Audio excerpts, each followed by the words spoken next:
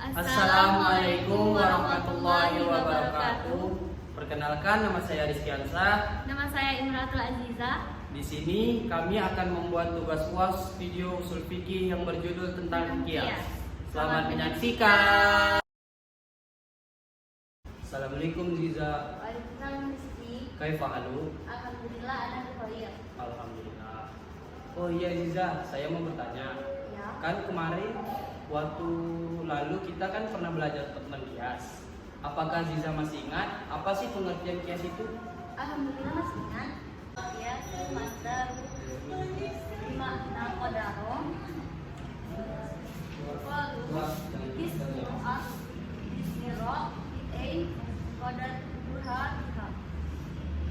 Dari kata qasayatisu, artinya mengukur atau menghitung atau menyamakan.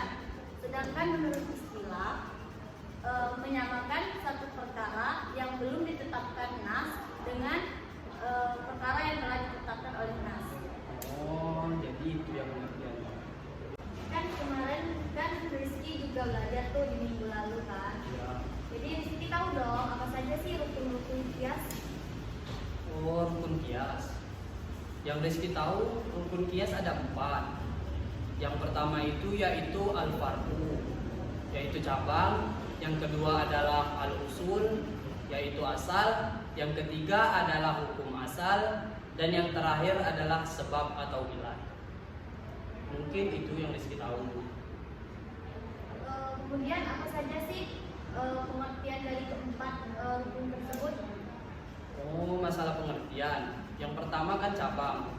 Pengertian cabang yaitu suatu hukum yang tidak ada nasnya, tetapi disebutkan di dalam Al-Quran, Al-Hadis, dan Al-Ijma. Contohnya itu seperti larangan meminum bir. Oh, berarti minum bir. Ya. Disamakan dengan khamar. Iya.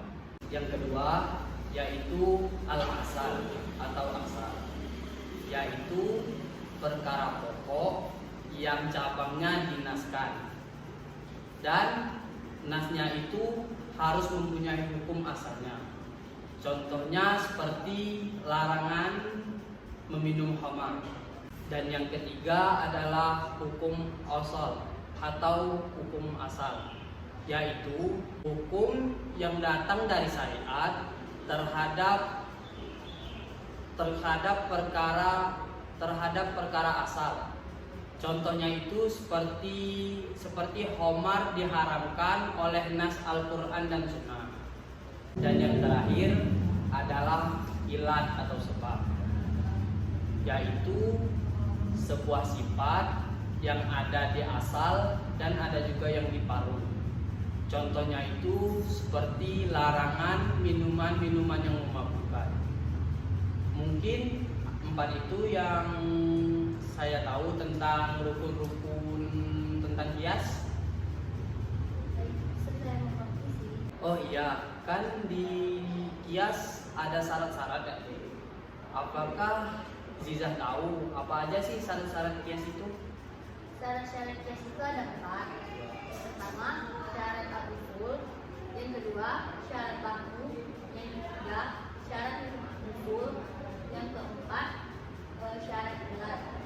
Oh, ada 4. Apakah juga Ziza tahu apa saja pengertian-pengertian dari 4 itu? Soalnya Rizky belum mengerti itu apa saja sih syarat-syarat itu. Apakah bisa dijelaskan oleh Ziza? Insyaallah bisa. Yang pertama itu kan syarat usul, yaitu suatu hal yang pokok atau yang perlu yang tidak ada cabang dari yang lainnya. Yang kedua itu ada syarat baku, meliputi yang pertama ilatnya terdapat di baku.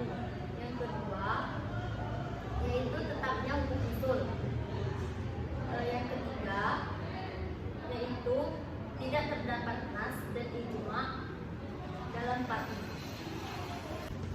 Kemudian yang ketiga yaitu ada syarat hukum usul, yaitu meliputi pertama hukum usul yang terdapat pada syar'i, yang kedua hukum usul yang terdapat pada syarak yang tetap tidak dihapuskan, dan ketiga sesuatu yang bisa ditangkap oleh logika, secara akal.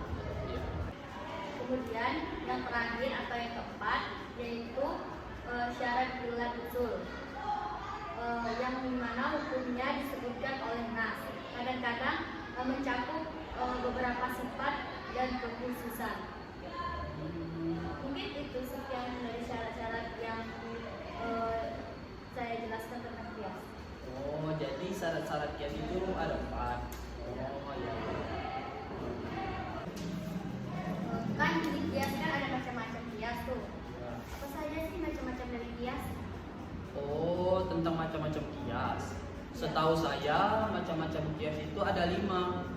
Yang pertama itu yaitu kias aulawi. Yang kedua adalah kias musawi. Yang ketiga itu adalah kias daulah. Yang keempat itu adalah kias sibi. Dan yang terakhir adalah kias aduan.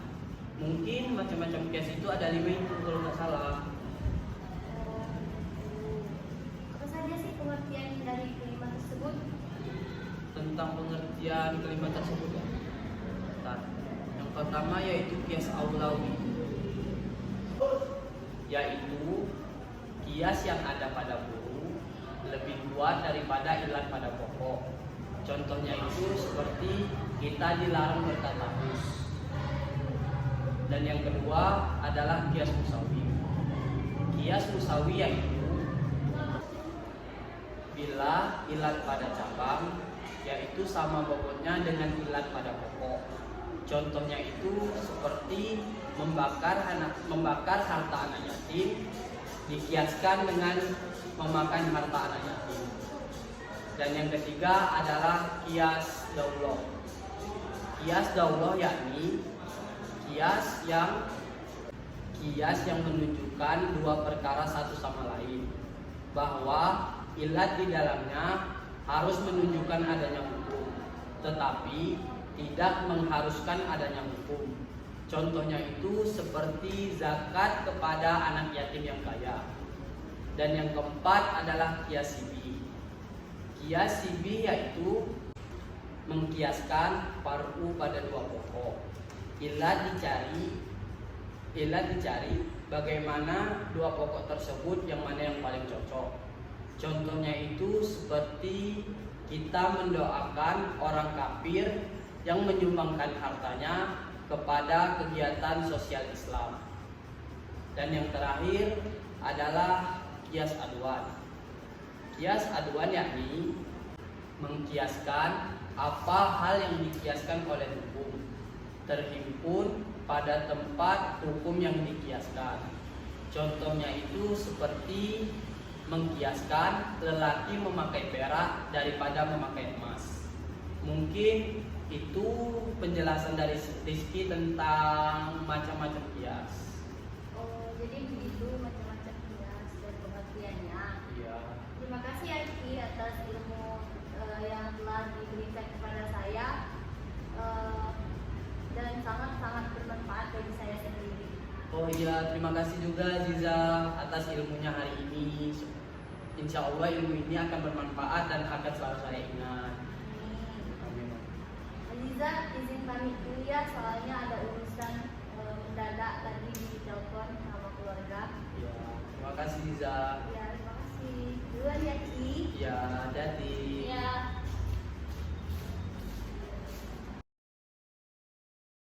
Sekian penjelasan video dari kelompok kami.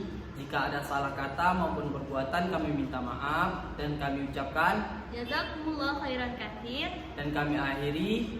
Allahumma fiq ila aqwamit thoriq. Wassalamualaikum warahmatullahi wabarakatuh.